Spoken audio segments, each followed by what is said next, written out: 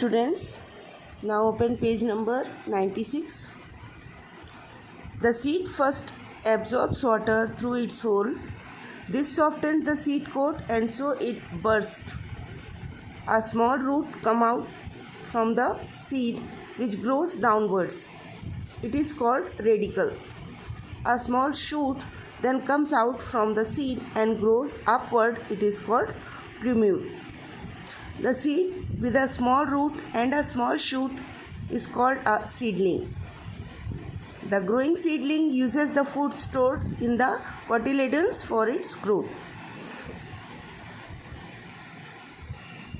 जब बीज को मिट्टी में लगाया जाता है, बोया जाता है, तो मिट्टी के अंदर जो नमी होती है या फिर जो पानी हम उसको देते हैं उससे उसको सीड एब्जॉर्व कर लेती है, जो उसमें छोटे छोटे होल्स होते हैं सीड में उनसे, और फिर ये सीड कोट को सॉफ्टन कर देता है और जिसकी वजह से वो खुल जाती है, बर्स्ट हो जाती है और एक छोटी सी रूट बाहर आती है जो डाउनवर्ड्स चली जाती, जो मिट्टी के नीचे चली जाती है। इसको रेडिकल कहते हैं। उसके बाद एक स्मॉल शूट ऊपर की साइड आती है जो मिट्टी के ऊपर आ जाती है, जिसको प्लूम्यूल कहते हैं। सीड जो स्मॉल रूट और स्मॉल शूट के साथ होती है उसको सीडलिंग कहा जाता है। और जो सीडलिंग ग्रो होती है, जब सीडलिंग ग्रो होती है तो वो कोटिलेडन्स के अंदर जो कोटिलेडन्स में जो फूड स्टोर होता है उसको यूज़ करके वो उसका ग्रोथ स्टार्ट हो जाता है जब तक उसमें नई पत्तियाँ नहीं आ जाती। After a few days green leaves start appearing on the shoot. These leaves make food by the process of photosynthesis. By this time, cotyledons dry up and fall off as all the food is used up. The seedling then develops into a new plant.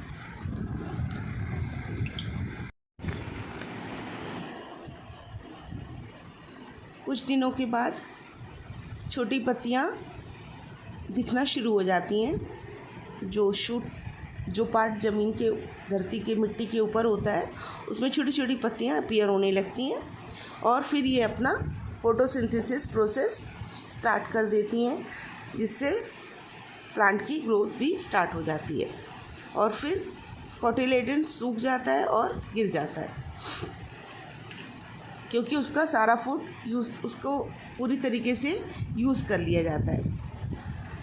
उसके बाद फिर seedlings नए plant में develop करने लगती हैं। Now dispersal of seed. Plants are fixed to the ground and cannot move from one place to another. If all the seeds fall and germinate near the parent plant, they will not get enough amount of air, water and warmth for growth. Therefore, it is necessary for them to grow away from the parent plant. There are some natural agents that help scatters the seed. These agents carry seeds or fruits away from the parent plant. This phenomenon is called dispersal. Seed का dispersal होना मतलब scatter होना, एक जगह से दूसरी जगह पहुंचना।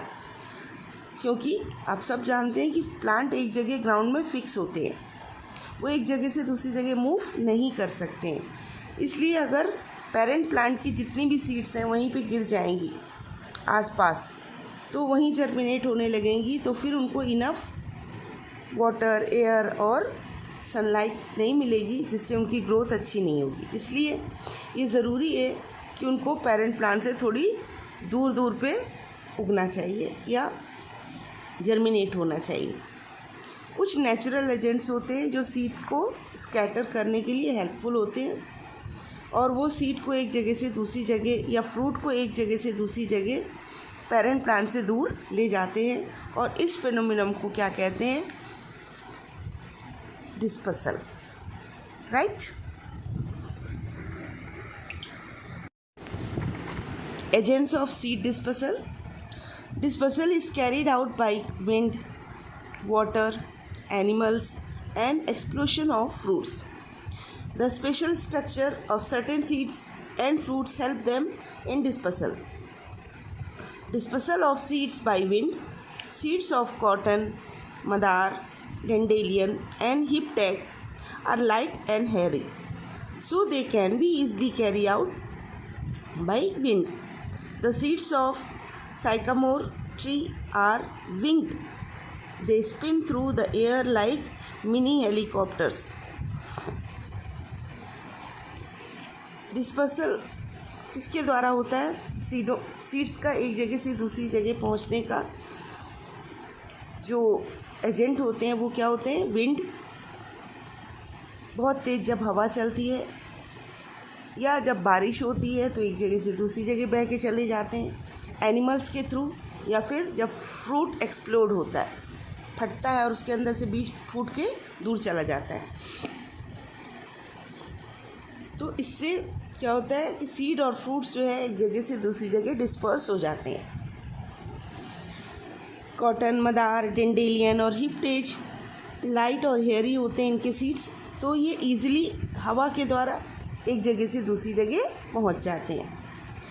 साइकामोर की ट्री जो होती है ये विंग्ड होती रहती, हिलती रहती हवा के साथ, और इसके बीज स्पिन होते रहते हैं जैसे कि मिनी हेलीकॉप्टर चल रहे हैं।